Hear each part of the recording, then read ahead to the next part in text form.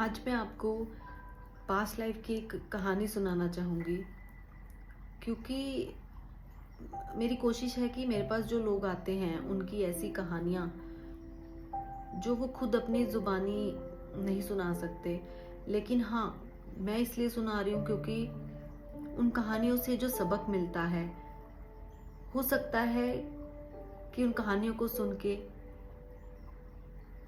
किसी को अपने जीवन के कुछ लेसन याद आ जाए, या उन्हें एहसास हो कि हाँ, हमें भी कुछ अपने लाइफ के लेसन्स कंप्लीट करने हैं, उन सबक को सीखना है। तो बहुत से लोगों के साथ ऐसी चीज़ें होती हैं कुछ। अब जैसे आजकल नेगेटिव सोल्स के बारे में, या नेगेटिव, या किसी ने किया कराया ब्लैक मैजिक के ऊपर बातें चलती रहती हैं। एक ऐसी लड़की हमारे पास आई और उसके भी सेम वर्ड्स थे कि मेरे ऊपर ब्लैक मैजिक किया हुआ है किसी ने। लेकिन उसको इतना आभास भी था कि उसके कुछ पीछे के कर्म बहुत गलत किए हुए हैं उसने। तो फिर मैंने कोशिश किया, मैंने कहा कि आप न्यूट्रल होकर जाओ, आप पहले इन चीज़ों को निकालो। क्योंकि जब आप पास्ट लाइफ में जाते हो ना, और बहुत सारी सोच और बहुत सारी डिसीजंस के साथ जाते हो कि हाँ, मुझे पता है, मेरे साथ ऐसा है, तो आप फंस जाते हो। तो उस लड़की ने मेरी बात मानी। पास्ट लाइफ में मैं उसको लेकर गई और उसकी जर्नी कुछ ऐसी थी ना। उसने मुझे बताया कि पास्ट लाइफ में जो वो राजस्थान साइड की थी, उसने अपना जो भी परिवार देखा, उसके परिवार में उसके बाबा थे, उसकी माँ थी और उसके 2 भाई थे। फिर धीरे धीरे उसे पता चला कि उसके बाबा जो हैं वो क्या काम करते हैं, वो तंत्र विद्या का काम करते, तंत्र विद्या में थे। अब देखिए, जो तंत्र विद्या है ये एक विद्या है। सभी विद्याएं बहुत अच्छी हैं, लेकिन उनका प्रयोग कैसे हो रहा है उस पर डिपेंड करता है कि वो पॉजिटिव है या नेगेटिव है, वो विद्या गलत है या सही है। एक्चुअल में मैं आपको ये बताना चाहती हूँ कि विद्या गलत नहीं होती, प्रयोग करने वाले गलत हो जाते हैं। अगर उस विद्या से लोगों की भलाई हो रही है तो वो विद्या बहुत अच्छी है। लेकिन हमारे देश में तंत्र विद्या को इस तरह से ज्यादातर प्रयोग किया गया है जिससे लोगों को बहुत नुकसान हुआ है। तो उसके पिता वो इसी तंत्र विद्या में थे।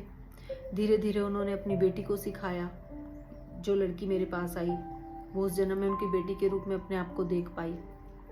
उसने तंत्र विद्या को सीखा और उसने देखा कि वो सोल्स को, आत्माओं को पकड़कर कैद करते थे, कैद करके उनसे काम करवाते थे। जो लोग इनके पास हेल्प के लिए आते थे उनसे पैसे लिए और इन सोल से काम करवाते थे। अगर नहीं करती थी तो ये उनको पनिश भी करते थे।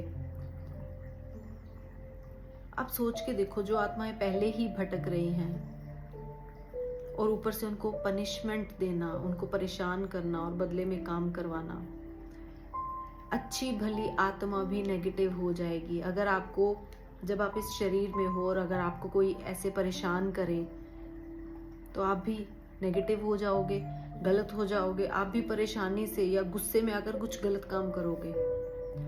तो वो तो आत्माएं हैं, वो पहले ही परेशान होती हैं शरीर ना होने के कारण।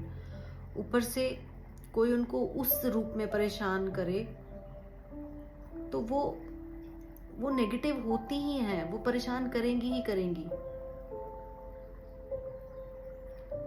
और फिर उसने देखा कि जब वो बड़ी हो गई तो धीरे धीरे उसके मन में ये बात आने लगी कि ये गलत है। फिर वो लोगों की भलाई करने लगी और बहुत सी आत्माओं को उसने मुक्त भी किया। जो उसके पास मदद के लिए आती थी उनको मुक्त किया। लेकिन कुछ आत्माएं ऐसी थी जिनको इसने बहुत परेशान किया था और कुछ लोगों को मरण क्रिया तक लेकर गए। तो वो आत्माएं बहुत परेशान थी। फिर उन आत्माओं से माफी मांगी और उन्होंने माफ भी किया। और यहीं पर आपके कार्मिक तो हील हो जाते हैं। लेकिन हमें लेसन क्या मिलता है इससे? यही कि चाहे हमारे पास शरीर है या नहीं है, अगर आप किसी को भी परेशान करोगे वो नेगेटिव होगा ही होगा। जब भी आप किसी को परेशान करोगे आप अपने कर्मा भी नए बनाओगे।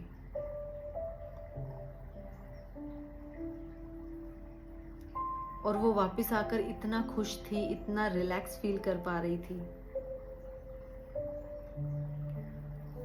और अपने भीतर वो जो सोल्स को महसूस कर पा रही थी अपने साथ, अपनी सोल के साथ, उसको जो हर पल एक एक्स्ट्रा सोल फील होती थी, उससे बात की, उनको रिलीज किया। तो धीरे धीरे ये चीजें निकल जाती है। लेकिन एक चीज जो मैं आपको बताना चाहती हूँ कि आज के समय में ना ये ब्लैक मैजिक के बारे में सोचना बहुत आसान है। अगर आपको कोई बोल भी देना कि किसी ने ब्लैक मैजिक किया हुआ लग रहा है, आप सोचने लग जाओगे। सोच सोच कर अगर नहीं भी होगी तो आप पर हावी हो जाएगी। क्यों? क्योंकि आपने दरवाजा खोल दिया। तो अपनी सोच को इतना स्ट्रॉन्ग कर लो, इतना स्ट्रॉन्ग कर लो कि आपका मन माने ही नहीं कि ऐसा कुछ होता भी है। हमारी सोच का हमारे शरीर पर, हमारे मन पर, हमारे जीवन पर बहुत प्रभाव पड़ता है। अब लॉ ऑफ अट्रैक्शन क्या है? इसी पर तो आधारित है कि आप जो बोलते हो वही यूनिवर्स में वाइब्रेशन जाती है और उसी को आप अट्रैक्ट कर लेते हो। इसीलिए वो कहते हैं ना, अच्छा बोलो, अच्छा बोलो। तो हर पल अच्छा बोलो।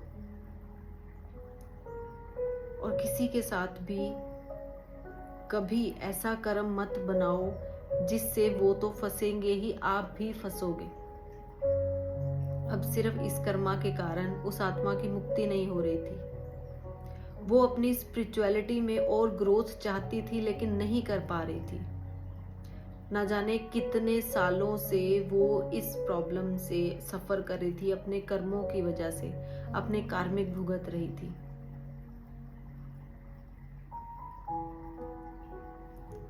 तो ये जो चीजें हैं, अगर कहीं ना कहीं किसी ना किसी से रेजोनेट करती हैं, ये ब्लैक मैजिक किया कराया, ये सब कुछ, ये तभी पॉसिबल है अगर आप मानते हो।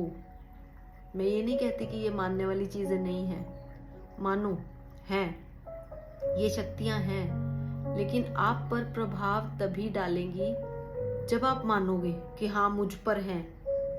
अगर आप नहीं मानोगे तो वो असर नहीं करती। कोई भी विद्या तब तक आप पर असर नहीं करेगी, कोई भी नेगेटिव क्रिया आप पर असर तब तक नहीं करेगी जब तक आप उसे खुद अपने ऊपर मान नहीं लेते। आप घर का दरवाजा खोलोगे तभी तो कोई अंदर आएगा। दरवाजे बंद में बाहर से कोई भी आएगा, जब तक आप दरवाजा नहीं खोलोगे वो अंदर कैसे आएगा?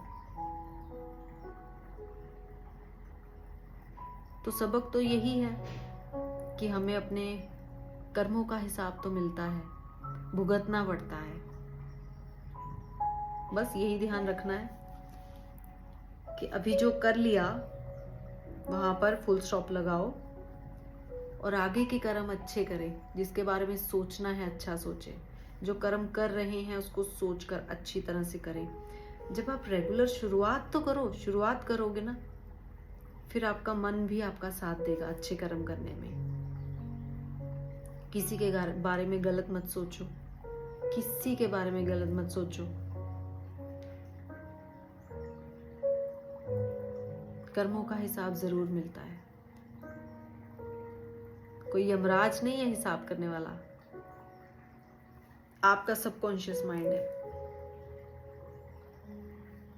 आपकी सारी हार्ड डिस्क आपकी सोल के साथ आपकी नेक्स्ट जर्नी में जाती है, नेक्स्ट बर्थ में जाती है।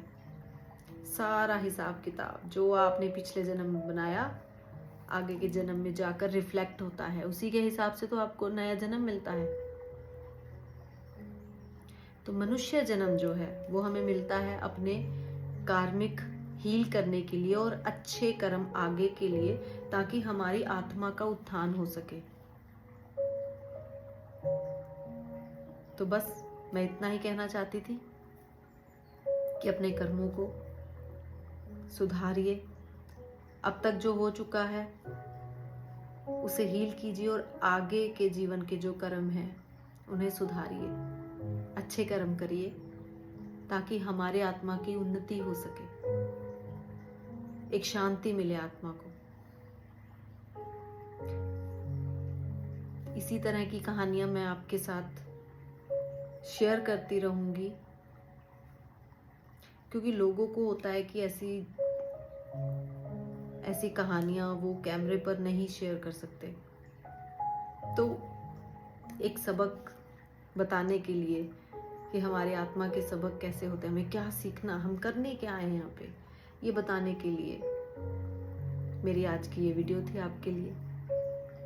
जल्दी ही नई कहानी लेकर आऊंगी।